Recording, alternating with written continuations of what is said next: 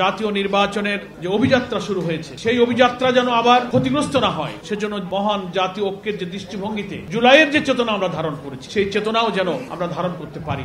অনেক পরাশক্তি দেশে এবং ভেতরের নানান এজেন্সি ক্রিয়াশীল হবে। ফ্যাসিবাদ মুক্ত বাংলাদেশে একটি সুষ্ঠু গণতান্ত্রিক পরিবেশ, একটি নতুন বাংলাদেশ, একটি মানবিক বাংলাদেশ বিনির্মাণের পথে অনেক বাধা আমাদের আসবে। সেজন্য রাজনৈতিক মত পথের ভিন্নতা থাকা সত্ত্বেও আমরা যেন দেশ গঠনের মেজর ইস্যুতে যেন আমরা জাতীয় ঐক্যমত থাকতে পারি।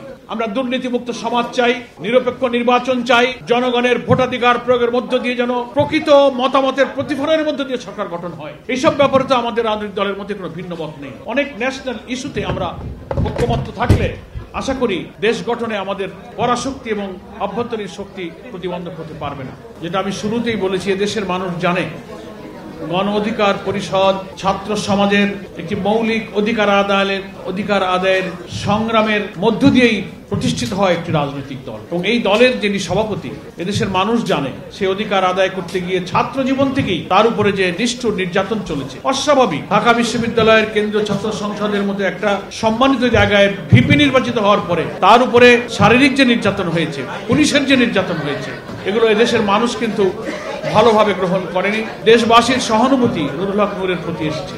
পুলিশ তার উপরে নির্যাতন করেছে। জুলাই গণ অভ্যুত্থানের এই আন্দোলনের সময় এদেশের অনেক জাতীয় নেতৃবৃন্দের সামনে আমার যারা বসে আছেন, আমি খসরু মাহমুদ চৌধুরী ভাই সহ আমি নিজে, নুরুল হক, আমরা একই জায়গায় একই জেলে আমরা রিমান্ডে ছিলাম। সেসব ভয়াবহ নিষ্ঠুর নির্যাতনের যেসব দৃশ্য আমরা চোখে দেখেছি, নুরুর শারীরিক যে অসুস্থতা, যে অবস্থা, তা দেখলে আসলে ধৈর্য ধরা খুব কঠিন।